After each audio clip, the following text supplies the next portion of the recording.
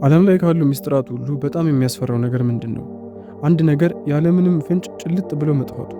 ታኅሳስ 1872 ዓ.ም በአትላንቲክ ውቅያኖስ ላይ የምትጓዝ አንድ ሌላ መርከብ በሩቅ አንዲት በነፋስ የምትነዳ መርከብ ተመለከተች። መርከቧ ግን እንግዳ ነበረች። ምንም አቅጣጫ የላትም። በባህሩ ላይም ዝም ብላ ትንሳፈፋለች። የሌላዋ መርከብ ካፒቴን ሰራተኞቹን ወደዚች መርከብ ላከ።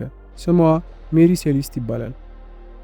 መርከበኞቹ መርከቧ ላይ ሲወጡ ግን ያዩት ነገር ደማቸውን አቀዘቀዘው። መርከቧ ፍጹም ሰላማዊ ነበረች። ለ6 ወራት የሚያበቃ ምግብና ንጹህ ውሃም በውስጧ ይዛለች። ውድ ዕቃዎችንና የሰራተኞቹ ንብረት በየቦታው አለ። ነገር ግን አንድም ሰው መርከቧ ውስጥ የለም። ካፕቴኑ፣ ባለቤቱ፣ የ2 ዓመት ሕፃን ልጃቸውና 7 ጠንካራ መርከበኞች በአጠቃላይ 10 ሰዎች ያለምንም ምልክት ያለምንም የደም ጠብታ ደብዛቸው ጠፋ። እንኳን ወደ ሰበስቲው በሰላም መጣችሁ። ዛሬ በታሪክ ውስጥ ትልቁንና እስካሁን መልስ ያላገኘውን የባህር ላይ ምስጢር እንፈታለን። ለመሆኑ እነዚህ 10 ሰዎች የት ገቡ? ባህሩ ዋጣቸው ወይስ ሌላ ያልታወቀ ኃይል አለ? እስከ መጨረሻው ድረስ አብራችሁን ቆዩ፣ ምክንያቱም የመጨረሻው መላምት ጭንቅላታችሁን ሊያዞር ይችላል። ታሪኩ የሚጀምረው ከዚህ ክስተት 1 ወር በፊት ነው። ህዳር 7 1872 ሜሪ ሴሊስት የተባለች ይህች ታላቅ መርከብ ከኒውዮርክ ተነስታ ወደ ጣሊያን ለመጓዝ ተንቀሳቀሳለች። በውስጧ 1071 በርሜል ንጹህ አልኮል ጭና ነበር። የመርከቧ ካፒቴን ቤንጃሚን ብሪስ ይባላል። እሱ በጣም ልምድ ያለው አምላከኛና ታማኝ መርከበኛ ነበር። በዚህ ጉዞ ላይ ባለቤቱን ሳራን እና የ2 ዓመት ሴት ልጁን ሶፊያን ይዞ ነበር። ከነሱ ጋርም የተበረጡ 7 ምርጥ ሰራተኞች ነበሩ። ጉዞ በሰላም ቀጠለ። ነገር ግን ከ1 ወር በኋላ ዲግራቲያ የተባለች ሌላ የእንግሊዝ መርከብ የነ ሜሪ ሴሌስትን መርከብ በባህር ላይ ያገኘቻት። የዲግራቲያ መርከበኞች ወደ ሜሪ ሴሌስት ሲሻገሩ የገጠማቸው ነገር ግን የሚከተለው ነበር። በመጀመሪያ በመርከቧ ላይ ምንም አይነት የጥቃት ወይም ደግሞ የዝርፊያ ምልክት የለም።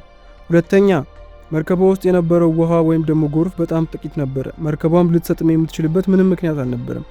ሶስተኛ በጠረጴዛ ላይ ሳይነካ የተቀመጠ ምግብና ትኩስ ሻይ ነበረ ተብሎ ወሬ ቢነገርም የታሪክ መዝገቦች ግን የሚያሳዩት የካፕቴኑ የማስታወሻ ደብተር መጨረሻ ላይ የተጻፈው ህዳር 25 ላይ መሆኑ ነው። ይህ ማለት ከተጨረሰበት የመጨረሻ ክፍል በኋላ ለ9 ቀናት መርከቧ ያለ አቅጣጫ ተጉዛለች። ነገር ግን የነዚህ 10 ሰዎች አስከሬን ፍጹም ሊገኝ አልቻለም። የማዳኛ ጀልባ ወይም ደግሞ ላይፍ ቦቷ ግን አልነበረችም። ይህ ክስተት ከተሰማ በኋላ ዓለም በድንጋጤ ተናወጠች። መርከበኞቹ የማዳኛ ጀልባዋን ተጠቅመው ከወረዱ ለምን ወረዱ? መርከቧ ሙሉ በሙሉ ደህና ነበረች። ለዚህ ሚስጥር ባለፉት 150 ዓመታት ውስጥ 4 ዋና ዋና መላምቶች ቀርበዋል። አንደኛው የባህር ወንበዴዎች ወይም ደግሞ ፓይሬቶች ናቸው። የመጀመሪያው ጥርጣሬ መርከቧ በባህር ወንበዴዎች ተዘርፋለች የሚል ነው። ነገር ግን ይህ የማይመስል ታሪክ ነው፣ ምክንያቱም በመርከቧ ውስጥ የነበሩ ውድ ንብረቶች፣ ገንዘቦችና ውድ አልኮሎች አንድም ሳይነኩ ባሉበት ተገኝተዋል። የባህር ወንበዴዎቹ ሰዎቹን ብቻ ገለው ንብረቱን ለምን ይተውታል? መላምት 2 የሰራተኞች አመጽ። ሰራተኞቹ በካፕቴኑ ላይ አመጸው እሱንና ቤተሰቡን ገለው አምልጠዋል የሚል ግምት ነው። ነገር ግን ካፕቴን ቤንጃሚን ሰራተኞቹን በጣም የሚወድና የሚንከባከብ ሰው ነበር። በመጨረሻም መርከቧ ላይ ምንም አይነት የትግል ወይም ደግሞ የደም ምልክት አልነበረም። ሰራተኞቹ እስካመለጡ የት ገቡ? ለምንስ አልተገኙም? መላምት 3 የባህር ጭራቅ ወይም ደግሞ የተፈጥሮ አደጋ። አንዳንዶቹ ግዙፍ የባህር ጭራቅ መርከቧን አጥቅቶ ሰዎቹ ሙሉ በላያቸው ላይ ለቅሞ በላቸው ይላሉ። ሌሎች ደግሞ ድንገተኛ የበረዶ አውሎ ንፋስ ወይም ደግሞ የባህር ላይ መሬት መንቀጥቀጥ ሰዎቹን አስደንግጦ ወደ ባህር እንዲዘሉ አድርጓቸዋል ይላሉ። ወደ እውነታ የቀረበው ሳይንሳዊው ሚስጥር። ነገር ግን በቅርቡ የወጡ አንዳንድ ሳይንሳዊ ምርምሮች ይበልጥ እውነተኛና አስፈሪ የሆነ ሌላ ፍንጭን አምጥተዋል። ያስታውሳችሁ ከሆነ መርከቧ የጫነችው 1071 የበርሜል አልኮል ነበር። መርከቧ ስትመረመር ከነዚህ ውስጥ 9 በርሜሎች ባዶ ሆነው ተገኝተዋል። ሳይንቲስቶች ምን ይላሉ? በእነዚያ ቀናት በነበረው ከፍተኛ ሙቀት ምክንያት የአልኮል ጋዝ ቫፐር ከበርሜሎች ውስጥ ወጥቶ ነበር። ካፕቴኑ በመርከቧ የታችኛው ክፍል ውስጥ ይህ አስፈሪ ጋዝ ሲጠራቀምና ፍንዳታ ሊፈጠር እንደሚችል ሲገምት በከፍተኛ ፍርሃት ውስጥ ወደቀ። መርከቧም አሁን ልትፈነዳ ነው ብሎ አሰበ። ስለዚህ ሰራተኞቹና ቤተሰቦቹ በሙሉ አጣዳፊ በሆነ ሁኔታ ውስጥ ትናንሾቹን የማዳኛ ጀልባዎች አስገባቸው። ከዛም መርከብ በማዳኛ ጀልባው ላይ በገመድ አሰራት። ጋዙ ሲወጣላቸውም ተመልሰው ለመግባት አስበው ነበር። ነገር ግን እጣ ፈንታቸው በጣም አሰቃቂ ሆነ። በድንገተኛ ኃይለኛ ማዕበል ተነሳ። ያም ዋናዋን የመርከብ የማዳኛ ጀልባ ያገናኘው ገመድ ተበጠሰ። የሜሪ ሴሌስት መርከብ በነፋስ ኃይል በፍጥነት እያራቀች ሄደች።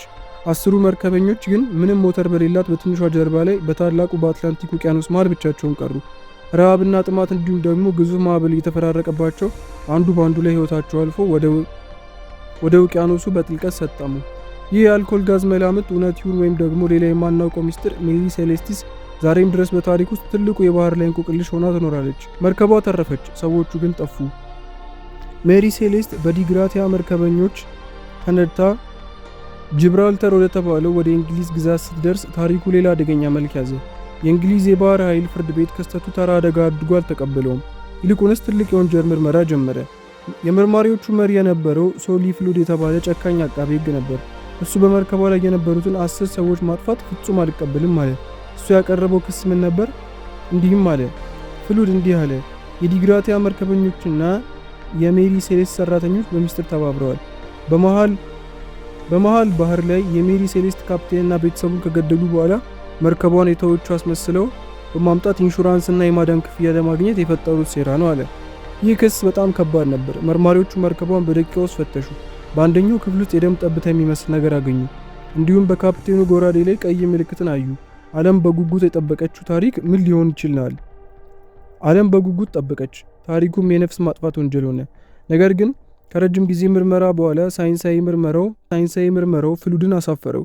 ያ የተገኘው ቀይ ምልክት ደም ሳይሆን ዝገት ነበር። በመርከቧ ላይ ምንም አይነት የአመፅ ድርጊት የፈጸመ የሚያሳይ ምንም ፍንጭ ሳይገኝ ቀረ። ፍርድ ቤቱ ለዲግራቲያ መርከበኞች ከሚገባው ክፍያ በጣም አነስተኛ ሰጥቶ መዝገቡን ዘጋው።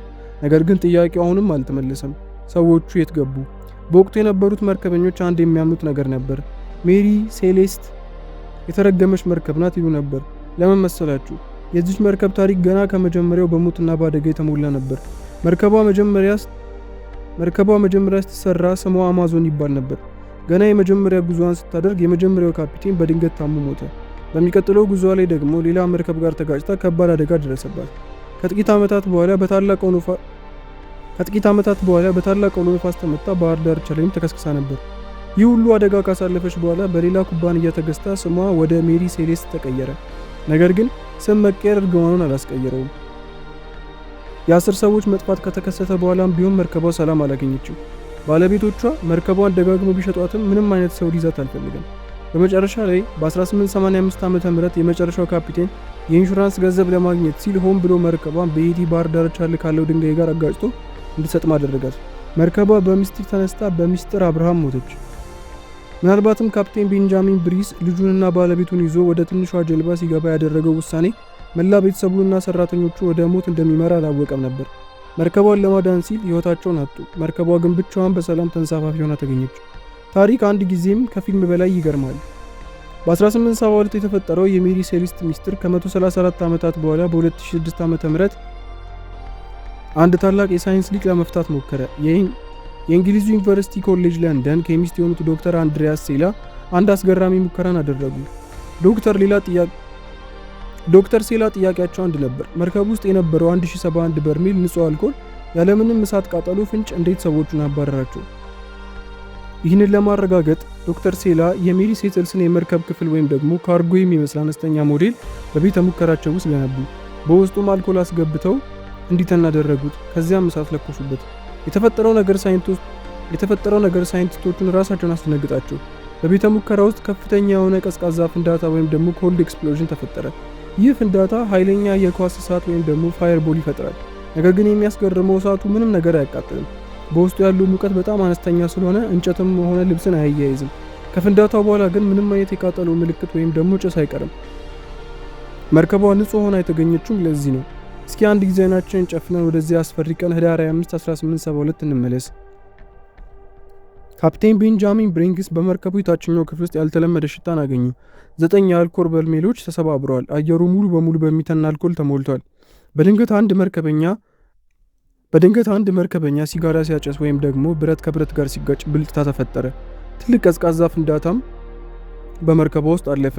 ምንም ነገር ባያቃጥልም ካፒቴኑ ግን መርከቧን አሁንም ልትፈነዳ ነው ብሎ በከፍተኛ ድንጋጤ አመነ። ካፒቴኑ ጮኸ፣ ሁላችሁም ወደ ማዳኛ ጀልባው ግቡ! አሁን ሁላችሁም፣ 10ችሁም!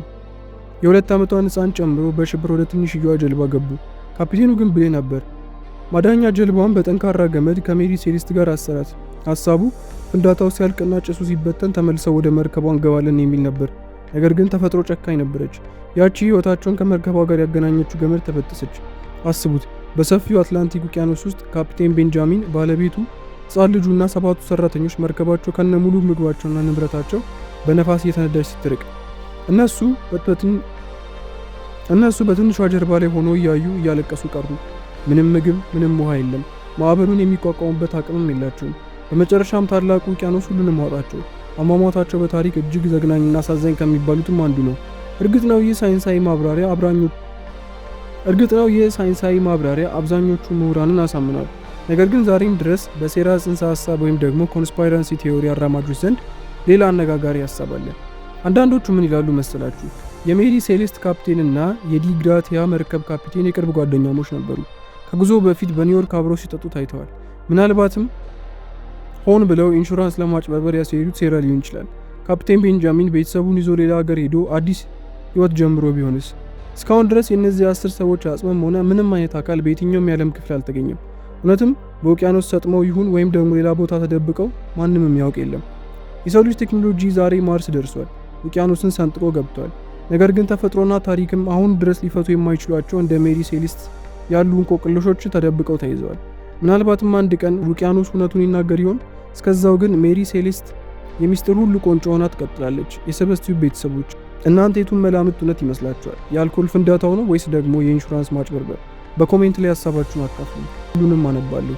ይህ ቪዲዮ ጠቃሚና አዝናኝ ሆኖ ካገኛችሁት እባካችሁ ላይክ በማድረግ እንድታበረታቱን እንጠይቃችኋለን። አዲስ ከሆናችሁ ደግሞ ሰብስክራይብ አድርጋችሁ የደውል ምልክቷን በመጫን ሁሌም ምርጥ ታሪኮች በሰበስቲው ላይ እንድታገኙ ጋብዛችኋለሁ። ለዛሬው በዚህ ያበቃል። በሌላ አስገራሚ ታሪክ እስከምንገናኝ ቸርን ሰንብት።